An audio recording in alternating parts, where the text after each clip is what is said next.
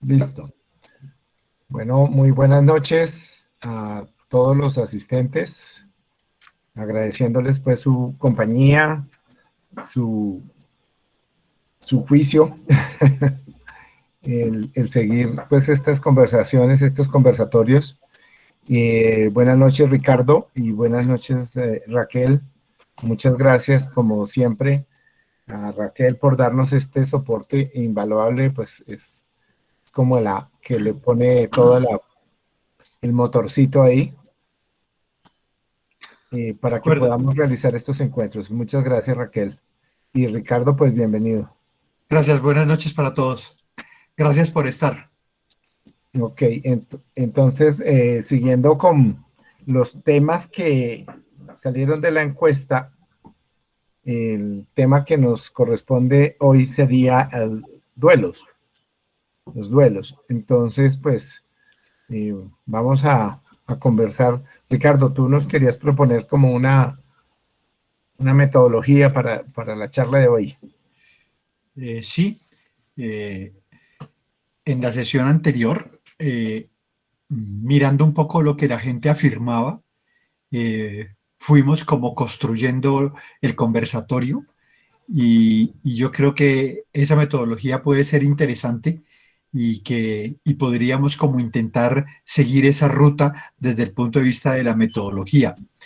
Pero conversábamos con Guillermo que para entrar al tema de los duelos, eh, como los duelos abiertamente se refieren a los muertos, entonces que una, una, una idea que podría ser interesante como para aperturar este rato es mirar a los muertos y, y, y poner como ese referente, sabiendo que en el sistema familiar, hoy los que estamos vivos, se lo debemos todo a los muertos. Es decir, los muertos son muy importantes en nuestra historia familiar. Los muertos son muy importantes y merecen ser vistos, ser respetados y merecen ser soltados. Cada día creo más que cuando uno mira a los muertos de la familia, eh, uno puede muy fácil descubrir si respecto de la manera como yo miro a mis muertos, tengo orden o desorden. Pero también desde las lealtades ciegas podría sentir una necesidad imperiosa de reparar en nombre de un muerto. Pero la otra cosa, y que es fuerte en la experiencia de muchas personas, es como los enojos con los muertos, los miedos hacia los muertos, los resentimientos hacia los muertos. Y en ese sentido, tenemos excluidos.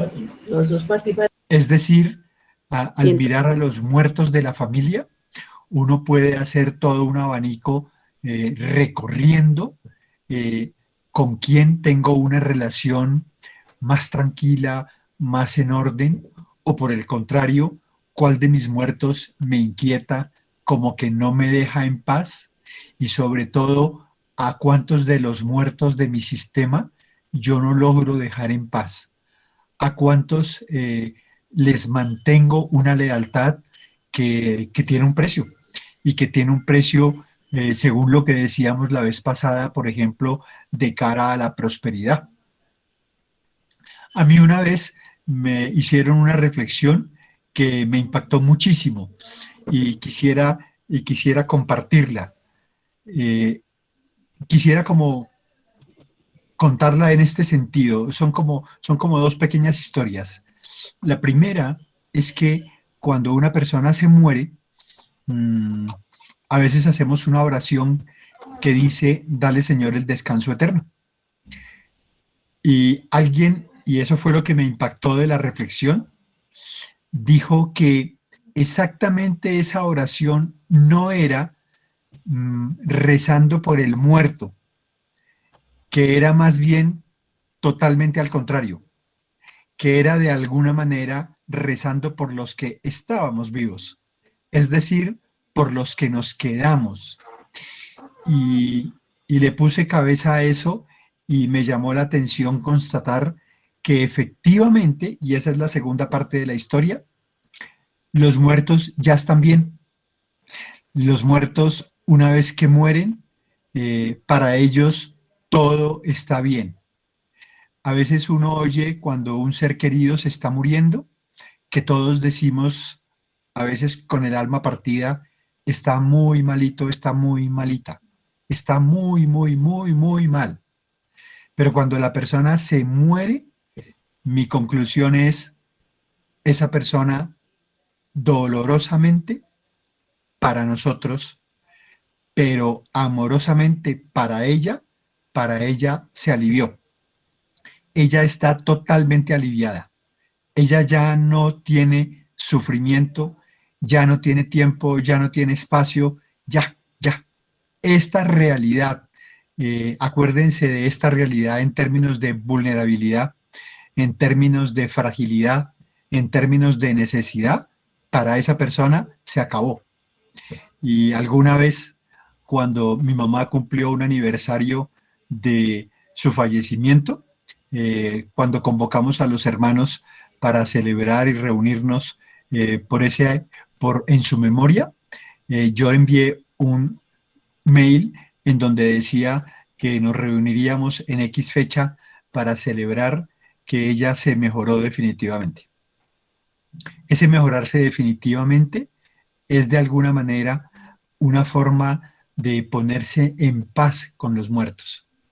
Y yo creo que el tema del orden en primera instancia le abre como el espacio a la paz, que es la que, en la cual eh, en mi corazón quien se muere queda en paz. Cuando en mi corazón quien se muere produce angustia, miedo, dolor, enojo, ahí no están pasando sino dos cosas. Y culpa. Una, y culpa, muy bien. Ahí no están pasando sino dos cosas. Una, que la persona está en un proceso de duelo, pero otra, que si el duelo no está terminado, puede estar estancado. Y en ese sentido, hay toda una tarea que hacer. Lo otro que me gusta, eh, que me gustaría como poner de presente respecto de los muertos, es un tema que también me impactó muchísimo y que tiene que ver con el escritor Carlos Fuentes. Voy a relatar una breve historia que muchos seguramente me han escuchado, y es que Carlos Fuentes se murió, si la memoria no me falla, por ahí en el 2012. Y una vez que se murió, eh, un biógrafo que luchó para ser el biógrafo, que fue perseverante, escribió un artículo hermoso y lo cerró con un par de frases que ahora les voy a repetir. Pero en la historia, el cuento es que ese señor, que era un periodista, le decía a Carlos Fuentes que si por favor le concedía una entrevista. Y Carlos Fuentes casi que le decía que bueno, que un día de estos. Y el hombre lo perseguía a donde iba y le decía, maestro, usted me regala. Y el hombre fue perseverante y dice que lo persiguió, pero por años. Hasta que un día Carlos Fuentes decidió que el hombre se había ganado el derecho. Y le dijo, sabes, te invito a mi casa a tomar café. Y entonces el, el, el biógrafo de Carlos Fuentes dice que va a contar esa historia, pero su relato se va a circunscribir al último día que ellos se encontraron. Se encontraron, creo, si no me falla la memoria, faltando unos 25 días para que Carlos Fuentes se muriera. Y como el tema de la muerte se junta con el de la vida y se ve de todo, en ese día Carlos Fuentes le dijo a su biógrafo, mira, los muertos de mi familia que no conozco y que son la mayoría, y los muertos de mi familia que sí conozco y son muy poquitos, son la razón y la explicación de por qué hoy tú y yo estamos aquí. Los tuyos para que tú y los míos para que yo. Y el biógrafo dice que eso fue muy impactante porque de alguna manera Carlos Fuentes estaba mirando el horizonte de la vida como la oportunidad para él de cerrar su ciclo con la muerte. Y esa es una dimensión en la que yo personalmente creo profundamente. Mi experiencia de trabajar con personas que están cercanas a la muerte, de alguna manera me enseñó otro de esos temas de lo que la gente siempre sabe. Y es cuando una persona se va a morir, esa persona siempre sabe. El Guillo que es médico sabrá que a veces un paciente no conoce el término técnico de un CA grado 4, pero el paciente sí sabe en su emocionalidad, en su corazón, en su experiencia de vida que se va a morir. Y he aprendido la otra cosa de los mayores, y es que nuestros mayores tienen una mirada muy tranquila sobre la muerte y que a veces los vivos y que somos menores no alcanzamos a vislumbrar y a visualizar la forma como ellos miran. Para decirlo pedagógicamente y en sencillo, a veces los cuidadores de quienes se van a morir pierden la perspectiva y toman una actitud de alguna manera soberbia cuando quieren interponerse entre el destino de la persona y lo que ellos quisieran que pasara. Por eso, cuando en una familia la realidad se desestructura por la cercana muerte de quien se va a ir, una de las cosas que es muy importante es darnos permiso de entender que a la muerte, como decía Hellinger, hay que mirarla con respeto, pero sin miedo. Y a los muertos y a nuestros muertos, porque los que nos duelen son los de uno. A uno a veces lo conmueven otros muertos, pero los muertos que duelen son los de uno.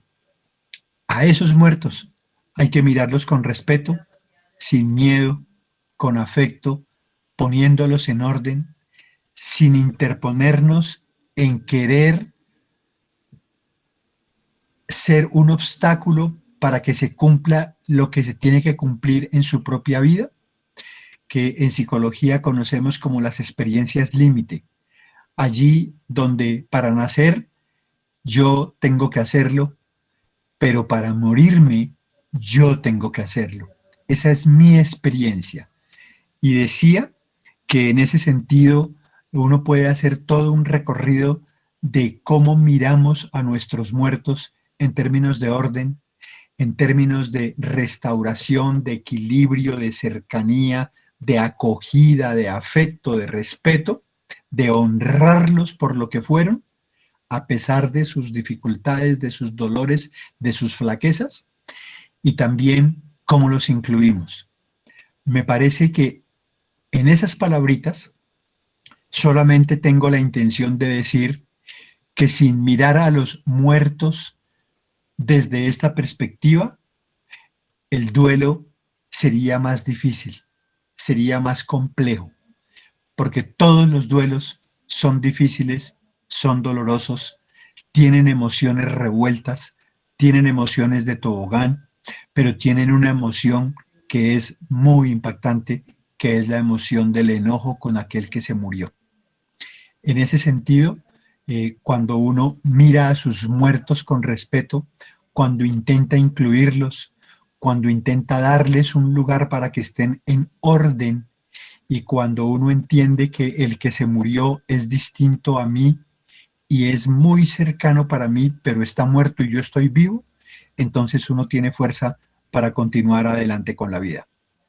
Y eso era lo que quería, Guillo, según lo que conversamos, Sí. hacer a modo de introducción para poder ponernos en ruta de hablar un poco de los duelos. Ok, muy bien, muchas gracias. Y bueno, empezamos el tema duelos con los muertos, porque al fin y al cabo de lo que hemos venido hablando aquí es de la vida, de la pertenencia a la vida. Y el mayor miedo que los seres humanos tenemos es a no pertenecer a los vivos, a morir.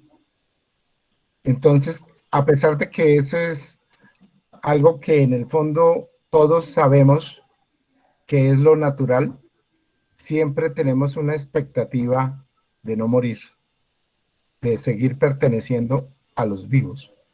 De modo que el duelo, la pérdida de la vida, es de los duelos pues que nos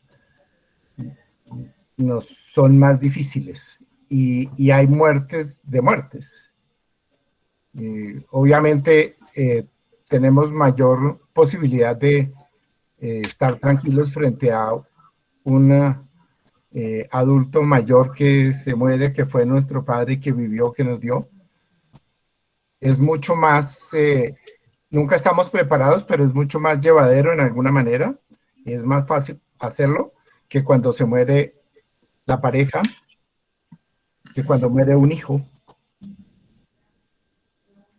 Y depende también de la forma en que muere. No es lo mismo morir de una muerte natural o de una enfermedad larga que morirse abruptamente, accidentalmente, o asesinado o suicidado.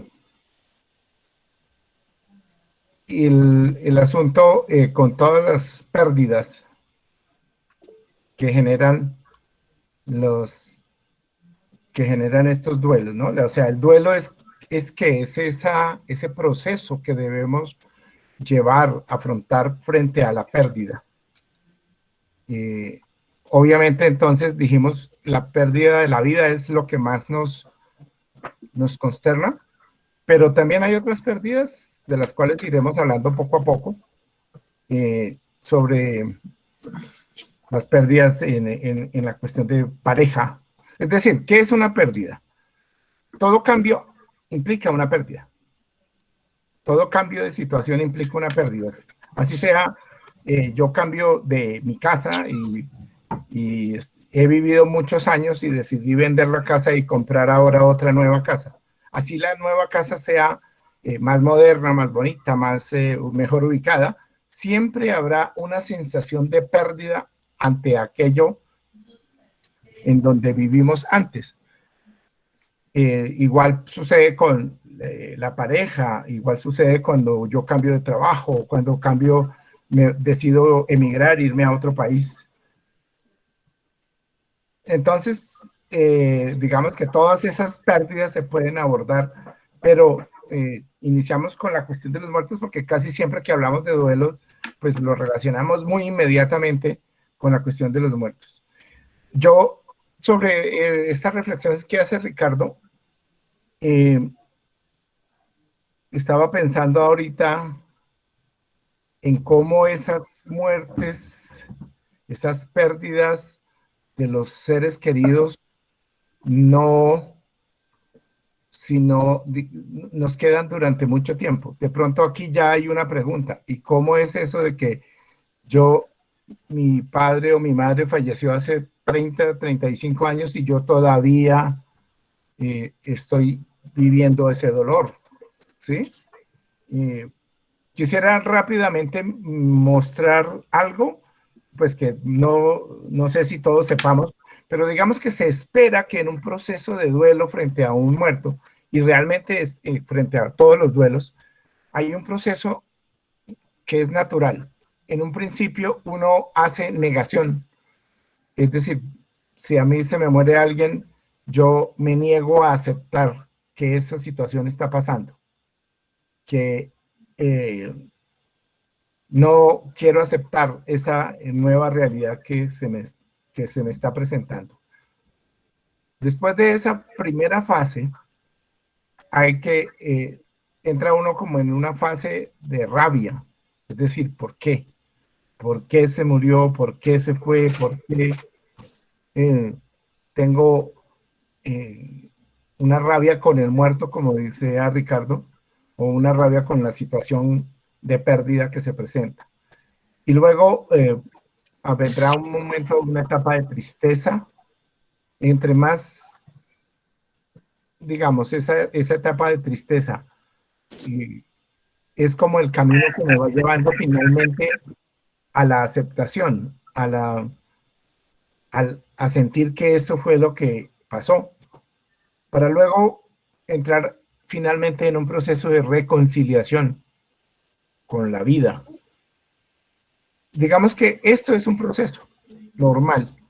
Y yo lo que quería también a decirle a Ricardo ahí es, siempre hay un momento para el dolor, siempre hay un momento para llorar, un momento para la rabia y un momento para la aceptación. Es decir, aquello de llegar y decirle a un doliente, tranquilo, no llore, fuerte, no sé qué, pues es como lo que uno, claro, desea para ese doliente, pero realmente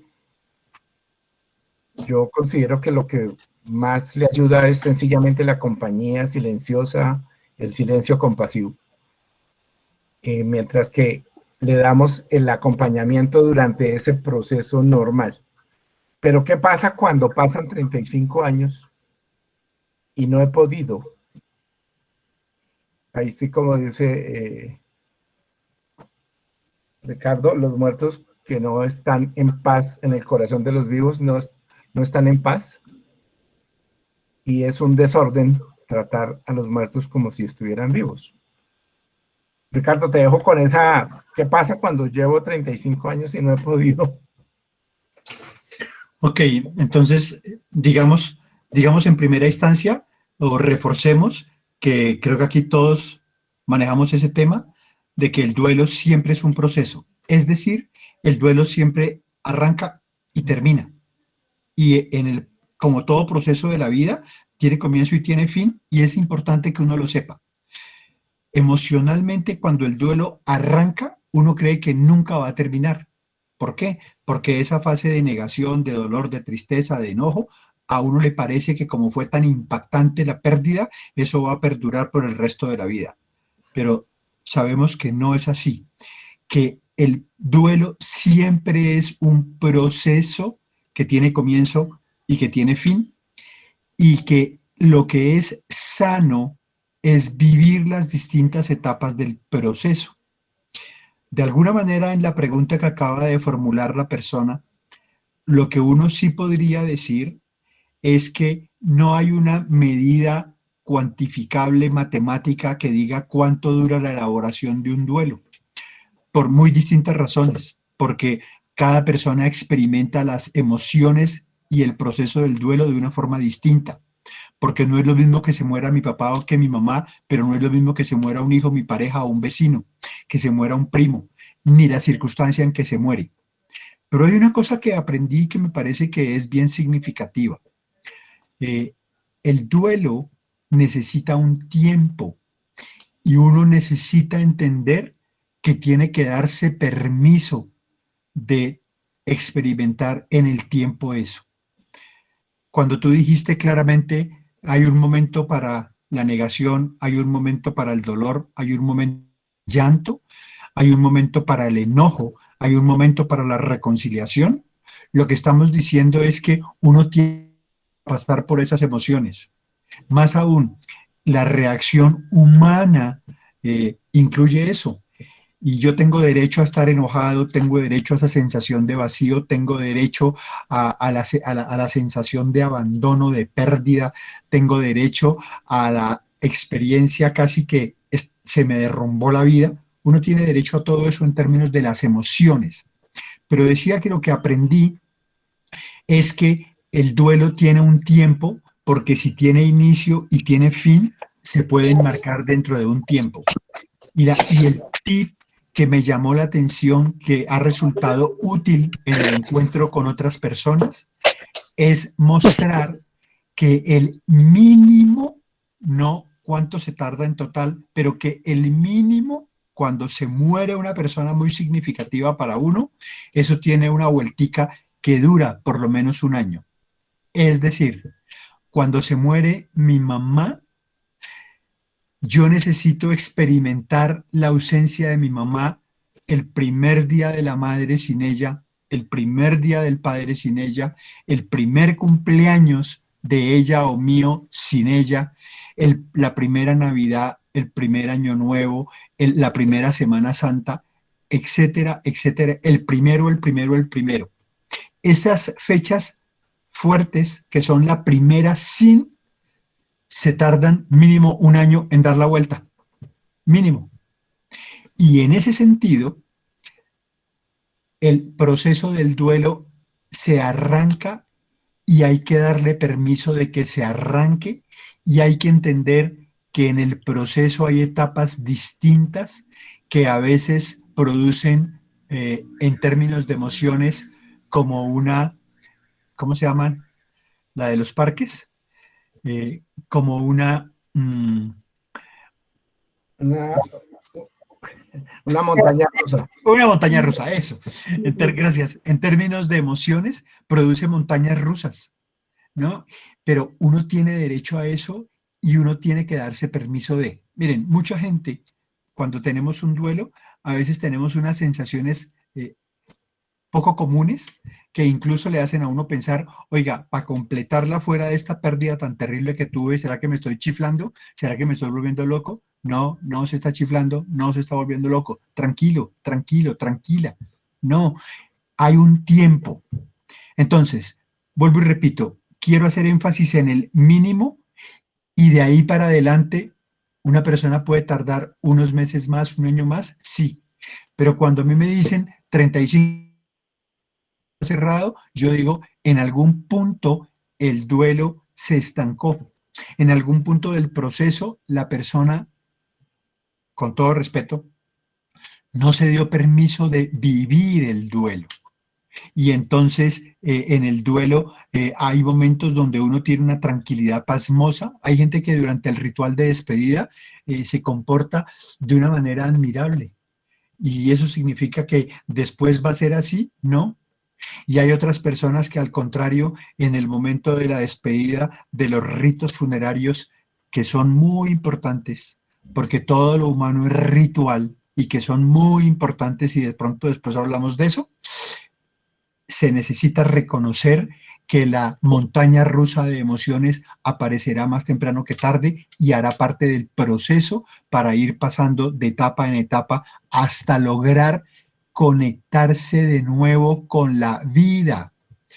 Porque insisto en lo que Guillermo dijo, hablar de los muertos es hablar de la vida y hablar de un duelo es hablar que eso se hace por una pérdida, por una muerte, pero solo llega uno al final del camino cuando uno se reconecta otra vez con pasión hacia la vida, cuando uno es capaz de volver a conectar, porque una de las cosas que pasa durante uno tiende a desconectarse, ya, así de simple, eso hace parte del proceso del duelo. Okay. Entonces, cuando una persona durante un tiempo demasiado largo no logra sentir de alguna forma que hay en su corazón, en su interior, un proceso que le permite tener una relación distinta con el muerto, pero tener una relación distinta de él mismo con su entorno, algo hay que revisar. Okay. Y creo que empezaron a aparecer preguntas que Sí, hablaban de los papás. sí. Entonces, antes de darte la palabra, Guillo, quisiera como introducir ese tema diciendo dos cosas. Y es, miren, es muy importante hacer el duelo de sanar a los papás cuando están vivos. Cuando están muertos es un poco más complejo el tema porque aparece la culpa. Acuérdense, los muertos ya están bien, ellos se aliviaron definitivamente, pero cuando yo intento hacer el proceso de sanación, de reparación, de elaboración de un duelo con una persona como mis papás que se murieron, yo necesito vencer un obstáculo adicional en el proceso del duelo. Dicho en positivo y pedagógicamente, he aprendido que es muy importante que como una forma de orden, uno sane a los papás. Ojo, uno sane a los papás, a los que a uno le dieron la vida, para que uno esté mucho más abierto a vivir la experiencia de despedirlos. Es decir, en términos de orden, los hijos enterramos a los papás. El mayor desorden es que los papás entierren a un hijo, pero una persona una vez me dijo, yo no me quiero imaginar el día que mi mamá se muera. Y yo con cariño pero con claridad le contesté, pues comienza a imaginártelo porque la experiencia te va a llegar más temprano que tarde. Sintetizo. Orden es sanar a los padres que me dieron la vida, quedarme con esos que me dieron la vida, para que cuando llegue la hora de que mis papás, los grandes, se mueran, yo los suelte amorosamente, respete su destino, y así como somos creyentes en que la vida merece ser vivida, también cuando la vida cumple su proceso, merece concluir con dignidad. No se amarra desde el miedo, no se amarra desde el enojo a unos papás que terminan el ciclo de la vida. Y cuando uno está en paz, entonces uno los suelta, y aunque es bien doloroso el tema de su partida, el duelo tiene muchas más posibilidades de realizarse de una forma dolorosa, con montaña rusa en emociones, pero de una manera más natural, natural. Entonces uno se alegra de que sus papás estuvieron por largo tiempo, y a veces hay quienes tienen que aprender a respetar que no los tuvieron por largo tiempo, y eso hace que el duelo sea en términos emocionales más complejo. Bueno, una cosa que preocupa mucho es ese duelo que dura tanto, ¿no? Y es como que, a mi modo de ver, el temor del doliente es precisamente olvidar. El temor del miedo, el temor del doliente es que al olvidar excluye y abandona al muerto. Es decir, deja de ser leal al muerto y por eso le queda difícil soltarlo.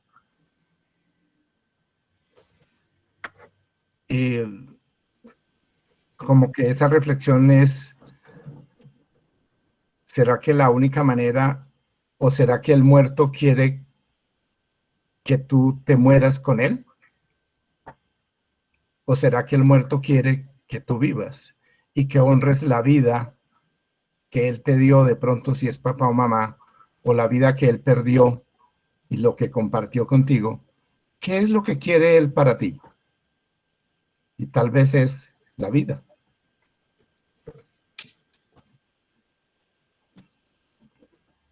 Dentro de esto, el asunto de las pérdidas y del muerto, de los muertos, es como lo dice Ricardo, hay unas cargas emocionales que no solamente están ligadas al momento de la pérdida, sino que se reactualizan todas las deudas y todos los pendientes que hay con esa persona que falleció.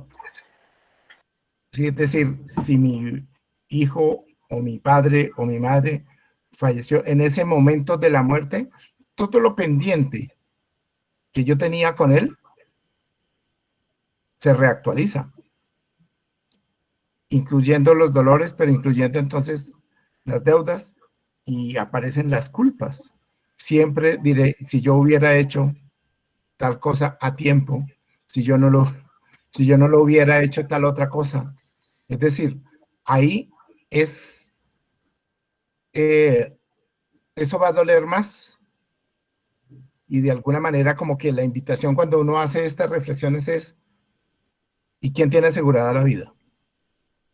¿Quién me dice que yo hoy no me voy a morir? ¿O quién me dice que hoy mi pareja, mi papá, mi hijo no se va a morir? ¿Cómo estar al día, sin pendientes, para que ese proceso de duelo sea menos doloroso, ¿no? Es, es como mi reflexión con todo esto que nos trae Ricardo en este momento. Y lo otro que me surge de esto es las cargas, o sea, las cargas emocionales, pero las cargas transgeneracionales. Hay un miedo cuando hay muertes trágicas, los suicidios, los asesinatos, los accidentes. Hay un miedo y, y transgeneracionalmente lo que pasa es que se repiten, se repiten esas formas de muertes trágicas. Y podemos conocer muchas, pero pues lo importante es que de alguna manera también cuando nosotros hacemos el duelo a esas personas que murieron trágicamente, les demos el lugar y también como que les digamos, es de ustedes. Yo respeto, por ejemplo, la decisión de una persona que se suicida. Yo te miro con respeto y miro con respeto tu destino y te pido que estés tranquilo. Y puedo entender tu dolor y tu rabia y te pido que estés tranquilo para que esta historia no se repita más, porque cuando ocurre ese tipo de muertes trágicas de esa manera, el miedo que queda en nosotros los vivos es, y ahora, ¿qué tal que eso pase en mi familia, en la mía, en mis hijos?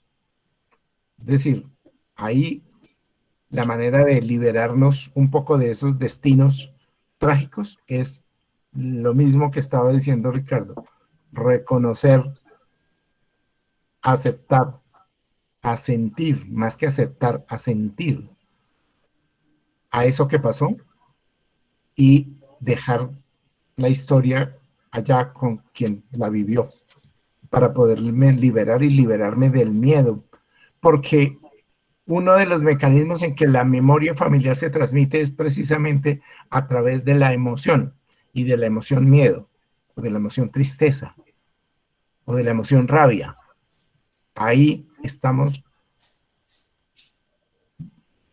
transmitiendo esa memoria y la posibilidad de las repeticiones.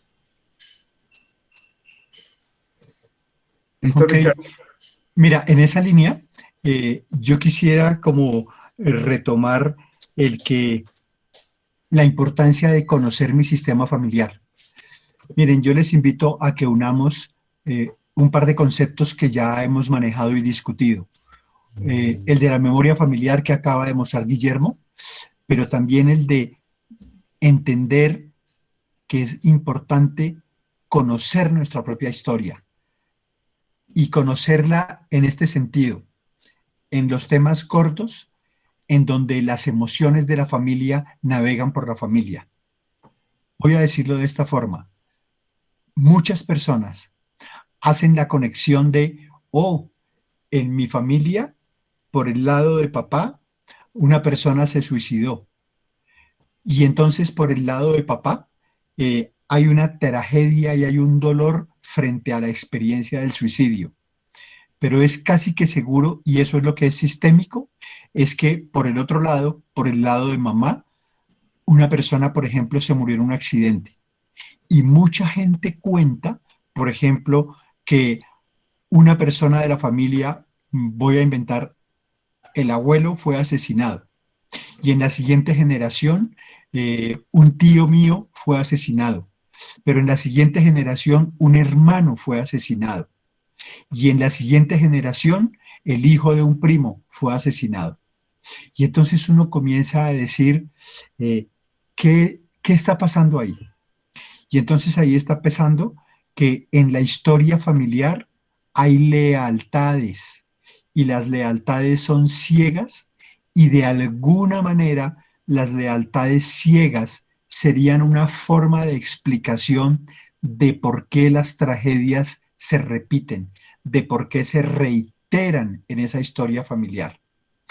Pero entonces, así como hemos planteado que hay que sanar frente a lealtades que hacen daño y hay que sanar siendo desleal, también cuando nos enfrentamos a tragedias familiares, tenemos que reconocer primero el calibre de la tragedia, pero segundo, si se trata de las edades, yo siempre digo que las edades, que las tragedias no tienen edad. Entonces, si al abuelo a los 80 años lo asesinaron, eso se llama tragedia. Pero si al hijo del primo también lo asesinaron y él tenía 14 años, eso es una tragedia. Todos los menores de 50, 60 años, en la perspectiva de lo que proponía Hellinger, él los llama de alguna manera, de una forma interesante, es los que se fueron antes de tiempo. Todos aquellos que se fueron antes de tiempo pueden ser leídos como una forma de lealtad ciega por otros del sistema. Y lo que la gente y todos deberíamos entender es que sí hay maneras de por lo menos entrar a ordenar, restaurar e incluir con una intencionalidad que tiene visos de esperanza muy importantes en términos de que la experiencia no se repita. Vamos a decirlo de esta manera. Cuando hacemos un ejercicio pedagógico para mostrar que incluimos al asesino del abuelo, al asesino del tío, al asesino de mi hermano, al asesino del hijo de mi primo, también allí lo que estamos diciendo es que el asesino, el agresor, entre al sistema, haga parte del sistema, se incluya para que los asesinados se queden en paz, se queden en paz, pero para que los que estamos vivos no carguemos lo que no nos toca. Y en ese sentido, al incluir a la víctima y al victimario, de alguna manera se enfatiza en que tú eres el que hizo el daño y por eso te damos un lugar para que tú cargues con lo que el resto no tiene por qué cargar. Pero de corazón uno pide que eso que pasó con el abuelo, con el tío, con el hermano y con el sobrino de mi primo, con el hijo de mi primo, no se vuelva a repetir. Y eso aplica para el abuso, para la enfermedad, para los maltratos, para las golpizas. Es decir, el paquete de vida y muerte incluye la tragedia, la enfermedad, pero también incluye la experiencia de los que se van antes de tiempo. Y a veces uno revisa que en su propio sistema esos son los pendientes, y eso es lo que le entendía a Guillermo, que habría que darse permiso de reconocer cuáles son esos pendientes dolorosos. Pero haciendo énfasis en un dato que me parece que es muy importante. Si mi abuelo se suicidó, yo me quedo con que se suicidó. No necesito los datos de cómo se suicidó. No necesito. Eso es juzgarlo. Si mi papá murió en un accidente, entonces yo me quedo con el dato. Miren, morirse en un accidente aéreo, por ejemplo, como vi que había un comentario por ahí, eso es muy terrible, porque es que hay un tema del duelo que es muy importante, que no hay muerto. Y hacer un duelo sin el muerto, o sea, sin la posibilidad de cuantificable, y por eso los rituales de despedida son muy significativos y muy importantes. Cuando no hay muerto, el duelo es mucho más difícil. Déjenme hacer una aplicación bien concreta. Muchos adultos, a veces desde nuestros miedos, no le permitimos a los niños que vayan a las exequias del abuelo. Entonces, cuando uno es abuelo y está todos los días con el chinito o con la chiquita y se establece una relación muy fuerte de abuelo a nieto y de nieto a abuelo y abuela, y si él un día se muere, los papás, la familia se asusta y lo esconden mientras las honras fúnebres. Y me parece que eso es una forma de desorden, porque no se le permite tener la experiencia de despedirlo. Él no entiende con la misma conceptualización con la que entendemos el tema de los adultos, pero él sí tiene capacidad de entender en su emocionalidad, y él tiene derecho a asistir y él tiene permiso de vivir la experiencia. Yo invito a muchos adultos a que venzan el miedo de que a los niños no se los lleva a los ritos funerarios. sí se los lleva, en mi opinión. Eso es orden y eso es tener la posibilidad de experimentar que el duelo arranca porque el niño vive la experiencia de allá está. En el cajón él sabe que ahí está. En la experiencia del llanto, del abrazo, de la solemnidad alrededor de, él sabe que allí está la vida de su abuelo que se acabó. Y en ese sentido, hacer el duelo es mucho más fácil. Creo que hay muchos niños con pendientes, pero creo que hay adultos con pendientes en un país como el nuestro, cuando la violencia, la desaparición, un accidente aéreo, un secuestro terminó con la vida de las personas y para las familias hacer el duelo quedó como una tarea inconclusa muchas veces porque no estaba el muerto. Fíjense que en los temas de reparación, de no repetición, de verdad, muchas familias lo que piden es, mire, sabemos que está muerto, pero por Dios, díganos dónde, díganos cuándo, díganos en qué lugar. Eso habla de la importancia, de la necesidad de experimentar la experiencia de la muerte y de los ritos que alrededor de esa experiencia conducen a que el duelo sea más fluido, aunque no menos doloroso. Repito y resumo, cuando uno conoce la historia de su sistema, uno tiene la posibilidad de reconocer, de incluir, de conectar, que hay cosas que seguramente por lealtad se vienen repitiendo, pero con esperanza al incluir, al poner orden, de lo que se trata es también de entender la posibilidad de cerrar para que experiencias tan terribles, porque hay unos signos familiares muy terribles, dejen de repetirse. Lo que los datos nos han enseñado es que eso es posible dentro de las proporciones de lo que llamamos posible. Pero hay veces que el tema de la muerte pasa por encima de la comprensión de los vivos. Ricardo, hay muchas, digamos, estoy viendo muchas preguntas relacionadas precisamente con esto de los muertos insepultos, que, Sí, que no hay, no hay el cuerpo, sí, y también de los desaparecidos, bien sea violentamente o incluso no desaparecidos violentamente, que exacto. no fueron, sino que se perdieron. Sí, Un sí, niño que nunca volvió a aparecer, un abuelo que salió, se perdió y nunca supimos qué pasó.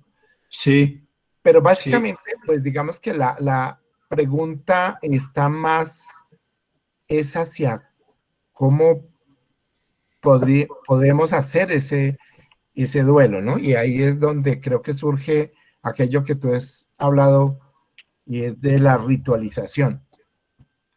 sí.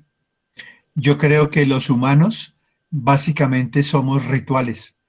Entre nosotros todo lo hacemos de una manera ritual y a veces el ritual se nos vuelve paisaje y de alguna manera a veces ciertas modas intentan volver paisaje el tema de la muerte. Y yo creo que la dignidad de la muerte y el respeto por la muerte incluye darnos la posibilidad de entender el valor de los rituales. Miren, hay una moda que está haciendo camino y es que cuando las personas se mueren, a ver, aquí en el momento que estamos viviendo por el COVID, yo puedo entender que por un tema de protección, para que la pandemia no se extienda, casi que hay que hacer en privado, incluso sin presencia de mucha familia, el ritual de despedida y de cremación de la persona que falleció. Pero hace unos varios años, muchos diría yo ya en Colombia, por ejemplo, desde los años 90 y en Medellín exactamente comenzó eso, a mucha gente le está sonando la idea de que cuando alguien fallece, lo llevamos y lo cremamos y quitamos los rituales de convocatoria. Yo tengo una convicción de que el ritual de la muerte convoca a los vivos. Es decir, Quien se muere tiene un poder de convocatoria muy significativo y ese poder de convocatoria lo que hace es llamar a los suyos para que se junten, para que se reúnan, para que se apoyen, para que lloren, para que se sonrían o se rían, pero para que vivan la experiencia de quién fue ese que hasta hoy estuvo con nosotros.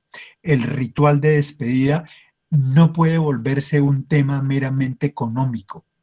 Detrás de poner entre paréntesis los rituales de despedida, lo que uno sí puede reconocer es un montón de personas que quedan, voy a decirlo de esa manera, entiéndanmelo en el buen sentido, que quedan sin la posibilidad de tener la materia prima para hacer el duelo.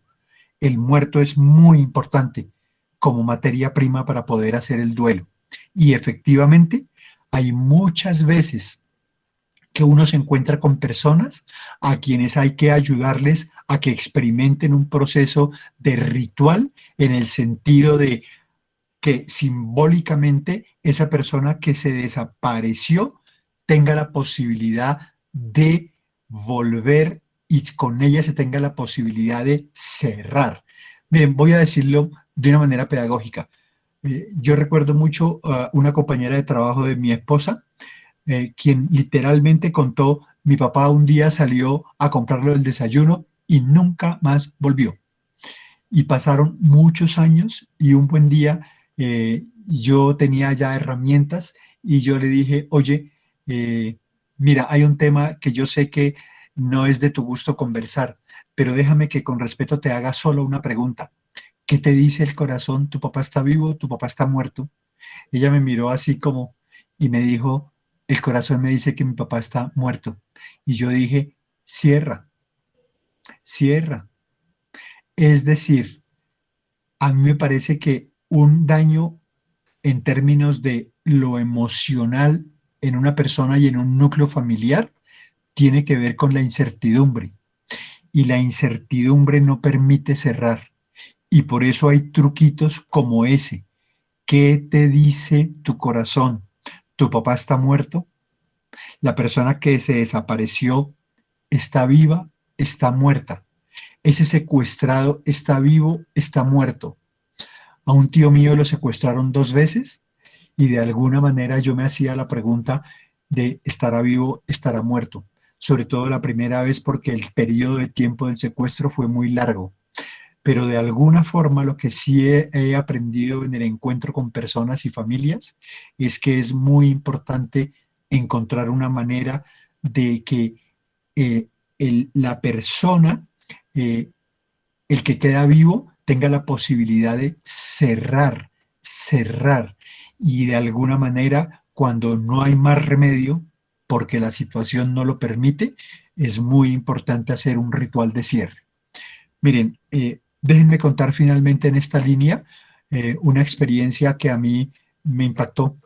Algún día me invitaron a Barranca y había un tema, siempre recordaré el número de personas, estábamos 110 personas y yo empecé a trabajar un poco con el tema del orden, el equilibrio y la pertenencia, pero por supuesto por estar donde estábamos y por el número de personas que venían de toda la zona, de no sé cuántos municipios de esa zona, en un momento determinado yo pregunté a la gente si alguien de su familia había sido asesinado y más me demoré en soltar la pregunta que en decirme inmediatamente cómo es de bruto Ricardo Cortés, cómo se le ocurre preguntar eso. Y entonces, bueno, apareció una lucecita que me permitió hacer una cosa que después la volví ejercicio pedagógico. Por supuesto, cuando yo solté la pregunta, pues muchísimas levantaron la mano. ¿Y dónde apareció la lucecita? Cuando yo me pregunté qué embarrada y ahora cómo la desembarro, surgió algo que me pareció revelador y que me pareció iluminador y que siempre lo agradezco porque vino de arriba en mi lectura. Y entonces yo invité a la gente a decir, miren, como estamos hablando de incluir, yo les voy a invitar a que por favor hagamos un silencio muy especial para que cada persona se dé permiso de mencionar el nombre de esa persona que fue asesinada en su familia. Y lo hice a través de una fórmula. Invité a que todos, todos los que quisieran, dijeran, yo incluyo, por ejemplo, a mi papá que fue asesinado a los tales años o en tal año. Eran muchas personas efectivamente, pero lo que les quiero contar es que esa experiencia de que cada persona nombrara a quien había sido asesinado, hizo que ese rato se prolongara, creo, si no me falla la memoria, por un poco más de una hora, porque había que ver a las personas tomando aire para ser capaces de decir, incluyo a mi hijo, incluyo a mi tío, incluyo a papá, incluyo al abuelo. Y mucha gente agregaba, y no sabemos dónde está. Y entonces eso me permitió después hacer un ejercicio de incluir a los muertos de la familia. Y ustedes han visto que a veces invitamos a la gente a que haga un ejercicio de incluir al muerto más olvidado, al muerto que más me dolió, al muerto que me hizo daño, a aquel que murió a quien yo le hice daño, a aquel que me impactó positivamente, a aquel en quien mis emociones de dolor, tristeza o enojo se identificaban, o a aquellos con quienes mis emociones de gratitud, de afecto, de ternura, de respeto, también se identificaban con muertos de mi familia.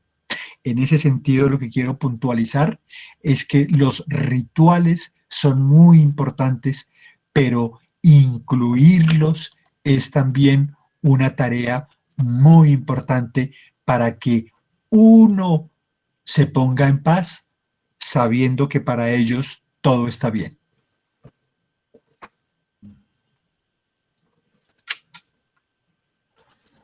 Okay. Bueno, hay muchísimas, eh, Ok, chévere, de eso se trata. muchísimas cosas. Y, y básicamente, pues sí, el ritual, digamos, lo quisiera, cuando tú hablaste del ritual, quisiera también mirar como otros aspectos que surgen y que son curiosos dependiendo de la cultura, ¿no? Para nosotros, por ejemplo, es muy curioso que hay unos rituales festivos. Se ve, por ejemplo, cuando recordé lo que pasa a veces en Medellín o en la costa, donde eh, los, los ceremonias y los rituales son de fiesta, ¿no? Pero es una manera de ritualizar, es una manera de... Como que Hellinger nos invita a mirar, dice Hellinger, a la muerte se la mira con respeto, pero sin miedo, porque finalmente ante la muerte, pues no podemos hacer nada, ¿no? Es parte, curiosamente, y paradójicamente la muerte es parte de la vida. Entonces la miramos con respeto, pero sin miedo, porque es lo que es, así es, y no hay manera.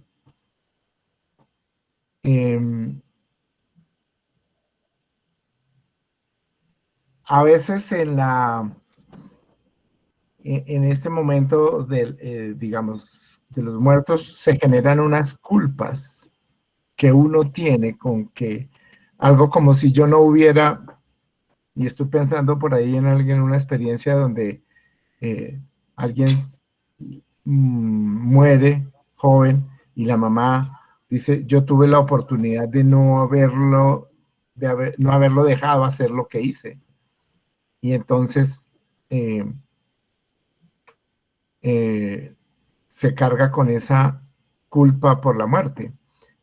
Pero además buscamos de alguna manera quién pague por esa culpa. Y entonces empezamos a echarle culpas a, en el caso que yo me acuerdo, era un muchacho militar que murió en un encuentro con la guerrilla, y entonces empezar a pelear con el ejército porque por qué lo mandaron a él, por qué no sé qué, y después empezar a pelear con el hospital donde lo atendieron porque le hicieron o no le hicieron. Y hay un poco de cosas donde eh, en esa carga de culpas que yo tengo también empiezo a buscar explicaciones, y no sé si esa es la mejor manera ante algo que no tiene vuelta de hoja. No hay manera, no hay nada que nos devuelva a, a una pérdida, ¿no? A un muerto sobre todo. Sí, pero en términos de las emociones, yo sí creo que hay derecho al pataleo. Es decir, a veces desde mis emociones uno necesita racionalizar para sostener la estantería mientras se va recomponiendo durante el proceso. Ok. Y creo que también eso es una cosa a la que hay que darse permiso. Miren, una persona hace muy pocos días me dijo, porque su esposa se murió, me dijo, han pasado como 6 meses y el día que no me acuerdo de ella, ya me siento culpable. Y yo dije, mira, eso es parte del proceso del duelo. Y tranquis, eso también. Y entonces es que me hiciste pensar en eso. A veces uno racionaliza que hoy, oh, pasó un día o unas horas sin que yo pensara en la persona que se murió. Sí, ya, eso es parte del tema. Eso es de alguna manera ir preparando el terreno poco a poco para que algún día uno sea capaz de contar la historia sin que le duela. Entonces, lo que yo sí creo que es muy valioso es que hay todo un tema en las etapas del duelo que amerita ser conocido, amerita ser reflexionado. Yo estaba mirando que hay preguntas que hablan de eso, de incluir. Miren, todos podemos hacer el ejercicio. Yo un día hice una cosa que si alguien la mirara fuera de contexto diría el tipo está loco. Pero miren, yo un día dije, cogí un papel y un lápiz y dije, vamos a hacer un inventario de mis muertos. Y empecé a hacer un listado de mis muertos. Procuré empezar por los de mi familia, pero después mis muertos son las personas que no pertenecen a mi sistema, pero emocionalmente sí pertenecen y todo se entiende. Entonces empecé a incluir compañeros, amigos, vecinos, etcétera, y entonces me hice una lista de mis muertos. Y hacer esa lista de mis muertos me permitió hacer aprendizajes, como eso que quise esbozar al comienzo, todos esos muertos tienen que ver con mi historia, y de alguna manera a todos ellos, aunque no lo entienda, aunque no lo pueda captar totalmente o hasta sus últimas consecuencias, de alguna manera mi historia está conectada a la historia de ellos. Y eso es honrar la muerte.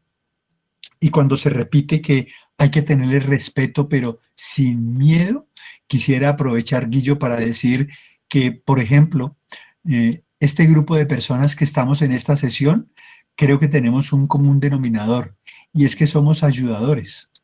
De alguna manera, en nuestra vida hay un tema de ayudar a otros, acompañar a otros. Ser maestro es ser ayudador. Más aún, los grandes ayudadores de nuestra vida son nuestros papás. Por eso se trata de honrarlos.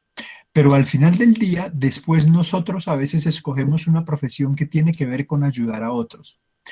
Los ayudadores tenemos que darnos el permiso de reflexionar en serio sobre el tema de la muerte, no como un tema filosóficamente puro para honrar al filósofo que tenemos a bordo, sino como el tema del filósofo existencial. Y es la muerte es muy terrible cuando se trata de alguien que tiene que ver conmigo. Entonces, mis muertos tienen otro sentido. Y uno tiene que darse permiso de hacer un listado de sus muertos para honrarlos, para agradecerlos, pero para rescatar que muchas cosas que soy yo están conectadas amorosamente a la historia de esos, que incluso aquellos que me hicieron daño me dan la posibilidad de reconocer como una oferta de reconciliación, de cierre, porque al final ya pasó. Miren, mucha gente a muchas personas les he escuchado el enorme enojo sobre la historia con sus papás, con su pareja, incluso con sus hijos. Pero a veces como cuando una de esas personas tan significativa se muere, la persona se ve a gatas para poder cerrar, para poder restaurar. Y en ese sentido, insisto, cuando somos ayudadores, se trata de que ayudemos en la justa medida. Es decir, no hay que ayudar más de lo que nos están pidiendo. Y creo que a eso se refirió Guillermo cuando dijo que hay que asentir el que la persona que fue significativa para mí se muere. Asentir es mucho más que aceptar. Asentir también es honrar, pero asentir es que yo respeto que tu proceso llegó a su fin, incluido el dolor de que te haya sido antes de tiempo, pero también incluido el dolor de que a pesar de largos años, también eso produce dolor. Bueno, bien. Hay aquí como varias peticiones que se pueden resumir en si podemos hacer de pronto un ejercicio de esos que tú dices, para mostrar cómo es que nosotros también como ayudadores podemos ayudar a personas a superar o a hacer este proceso Ok, de duelos. ok. Miren, yo creo que yo vi que una persona escribió que perdió a su esposo hace poco, 6 meses tal vez. Bueno, Sí, o sea, hay una persona que perdió a su esposo. sí, Hay un ejercicio que lo aprendí de Hellinger y que me llamó poderosamente la atención. Y es que la persona mire a su pareja, ¿sí? Supongamos que esa mujer que dijo que perdió a su esposo, que mire su foto, por decir algo, que lo mire, que lo mire, que se dé permiso de mirarlo y que después de un rato se dé permiso de levantar los ojos para ser capaz de mirar más allá y que de alguna manera, porque todavía en 6 meses debe estar en el proceso del duelo, entienda que el día que sonría es porque entiende que se puede reconectar con la vida y también sin él le irá bien y seguirá adelante con su propia vida. Y el otro ejercicio que creo que están pidiendo es el que de alguna manera ya insinué y si les parece lo hacemos, ¿sí? sí, sí, Ricardo. Entonces, ¿sí? Sí, sí, hágamelo. Ok, entonces a ver, miren, la invitación es esta. Por favor, cada persona busque a la persona de su familia cuya muerte le resulta más dolorosa. Y cuando lo ubique, solo diga en su corazón su nombre y diga, por ejemplo, Miguel, te incluyo. Papá, te incluyo, mamá, te incluyo, abuelo, te incluyo, hermano, te incluyo, etcétera. Pero es la persona cuya muerte me ha dolido más. Unos segundos de silencio para buscarla y para hacer la frase sanadora.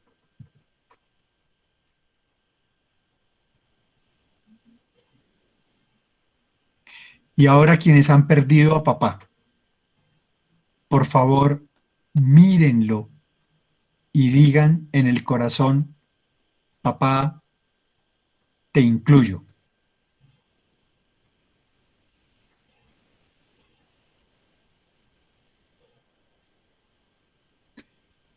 Y ahora con mamá, todas las personas que han perdido a mamá, mírenla con buenos ojos.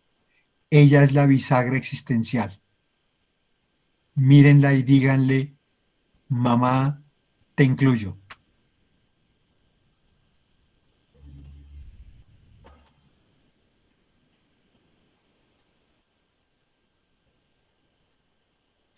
Y ahora, como el avión tiene dos motores, vamos a buscar por el motor derecho. y vamos a decir a todos aquellos que incluso no conocieron a sus abuelos: abuelos, gracias por darme a mi papá, y los incluyo.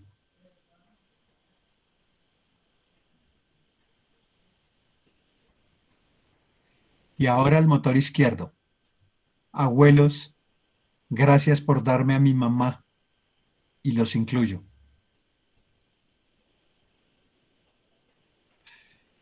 Y ahora busquemos a una persona de la familia que se suicidó. Si usted no la encuentra, no se afane, pero si en su corazón alguien tiene la sensación de que en la familia alguien se suicidó, si conoce el nombre, diga fulano de tal, te incluyo. Y si no lo conoce, di a aquel de la familia que se suicidó para hacer campo, yo lo incluyo.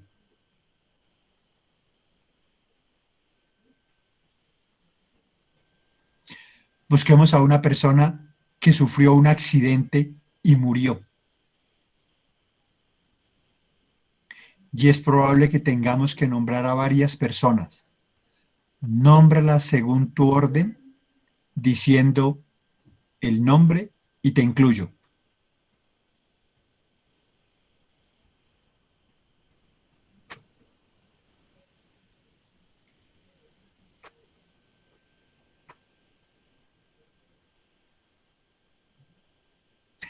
Y ahora busquemos a personas de la familia que fueron asesinadas.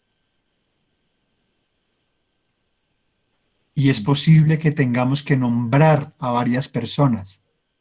Hagámosla con su nombre y diciendo te incluyo.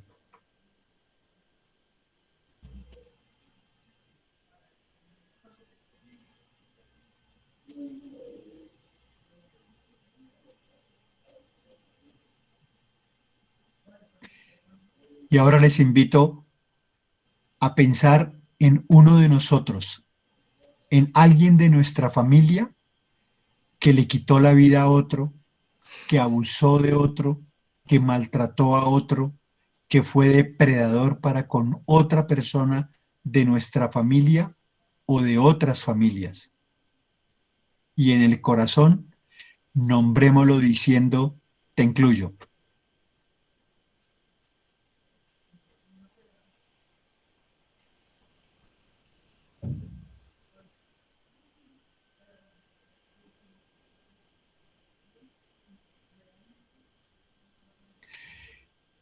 Y ahora les invito a ubicar a esa persona de mi familia por quien yo siento culpa, independientemente de la forma como murió.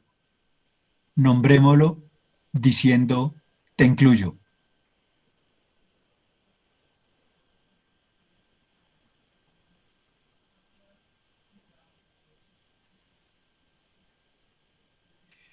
Y ahora a la persona que murió y que me genera enojo, o que me genera miedo, o que me genera angustia, nombrémosla y digamos, te incluyo.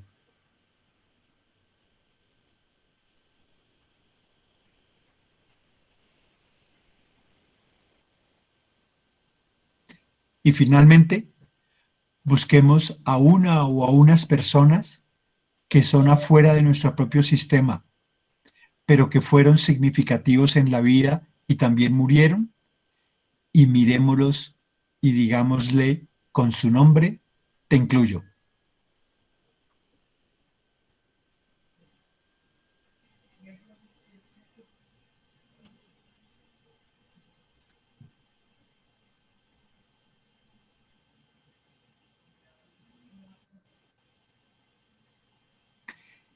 Y mi invitación sería ahora es, ¿de qué nos dimos cuenta haciendo este ejercicio? Les invito a que coloquen una o dos palabritas en el chat. ¿De qué yo me di cuenta haciendo este ejercicio?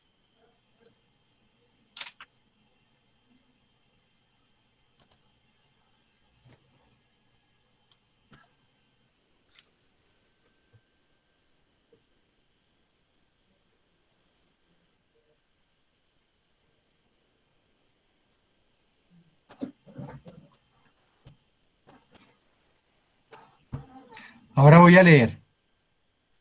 Tranquilidad y paz, mucho dolor. Ahora pude ver tristeza. Me siento más libre. Todos somos uno. Aún duele. Pendientes. Cada uno es una experiencia hermosa en nuestras vidas y deja un espacio. Aún me duelen muchos muertos de mi sistema. Me di cuenta que cosas que ellos hacían yo las sigo. Recordación de personas olvidadas. Me di cuenta que retuve injustamente.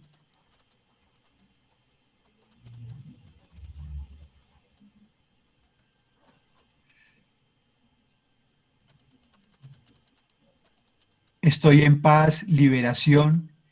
Llegaron a mi mente recuerdos de enojo con ellos. Ahora me doy cuenta. Aún me duele a pesar del tiempo. Me di cuenta que los muertos duelen, así no se crea, y que se puede soltar. Me di cuenta que tengo algunos olvidados y excluidos, que repetí a una persona varias veces. Desconocimiento familiar. Al incluir ya puedo ver, pero me deja bienestar, paz y tranquilidad. Recuerdo con respeto. Tengo duelos pendientes, agradecimiento y crecimiento. Sentí liberación. Es más difícil incluir al violador. Todavía duele. Con papás lágrimas, ternura, que tenía lágrimas por derramar por mis primos y no lo sabía. Amor y agradecimiento, nudo en la garganta, tranquilidad, paz e incluí. Estoy preocupado porque falta hacer el duelo por un cuñado, falta hacer su ritual pues fue desaparecido y asesinado. Queda una tarea. Recordé personas olvidadas, dolor después de 23 años de la muerte de mi mamá. Listo. Y entonces uno puede concluir que hacer un ejercicio tan sencillo de sanar es un gran camino de reconciliación, pero también es un camino en donde uno dice, es posible que falte un pedacito, es posible que haya un pedazo de camino que recorrer y como que la invitación es a recorrer ese camino, a darnos permiso de hacerlo, porque es bien importante. Ricardo, hay por ejemplo, una persona que dice es conocimiento familiar, ¿no? Eh, Ajá.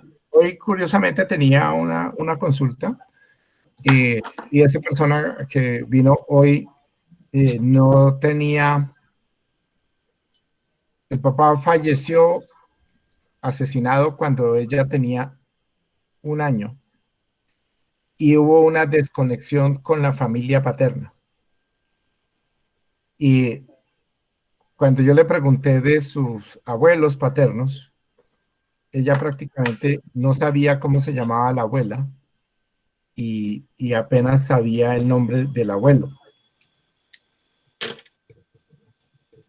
Ese desconocimiento y esa cosa que uno a veces dice, bueno, yo nunca, la verdad no he tenido contacto con la familia de papá o la familia de mamá.